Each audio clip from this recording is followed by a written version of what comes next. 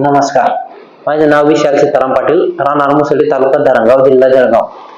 काल संध्याकाळी 7:30-8 वाजेच्या सुमारास हळदीच्या कार्यक्रमामध्ये असताना बऱ्हाणपूर MP मध्ये मुलगी माझी लहान तन्वी राहुल पाटील हिने काल नाकात जी आपण नथनी लावतो ती नथनी तिने नाकामध्ये ओढून घेतली होती. तर तिनं आम्हाला समजल्यानंतर आम्ही बऱ्हाणपूर मध्ये MP मध्ये तिथं सुद्धा भरपूर दवाखाने फिरलो, पण तिथं सुद्धा तिथे म्हणजे काढता येत नव्हते त्यांना. त्यांनी सांगितलं की तुम्ही जळगाव जावा. जळगावला आम्ही वनिता हॉस्पिटलचं नाव सांगितलं आम्हाला एका जणांनी. आम्ही जळगाव आले.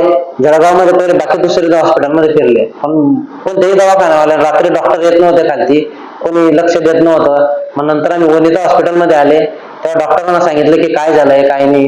डॉक्टर साहेब तेव्हा रात्री आले आमच्यासाठी. रात्री जवळपास 1-2 वाजले होते. तेव्हा डॉक्टर साहेबांनी काय झालं आम्हाला पूर्ण विचारपूस केली. विचारपूस केल्यानंतर डॉक्टर साहेबांनी तेव्हा एक्सरे काढला. एक्सरे काढल्यानंतर डॉक्टर साहेबांनी सांगितलं की बाबा तुम्ही हिला ऍडमिट करून घ्या, जास्त काही घाबरायचं काम नाही, सकाळपर्यंत आपण एकदम व्यवस्थित करून देऊ. डॉक्टर साहेबांनी आम्हाला आम्ही सकाळी इथे ऍडमिट होतो. सकाळी डॉक्टर साहेब आले. सकाळी डॉक्टर साहेबांनी मॅडमांना बोलवल्यानंतर मॅडमांनी म्हणजे आम्ही इतके घाबरले होते की एकदम विषय खतरनाक काम आहे. मॅडमांनी फक्त 5 मिनिटामध्ये ते काम सॉल्व्ह करून टाकलं आमचं.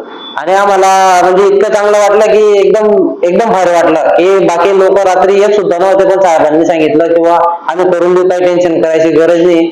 आम्ही म्हणजे खुश आहोत. वनिता हॉस्पिटल एकदम चांगलं हॉस्पिटल आहे. या तुम्ही पण या.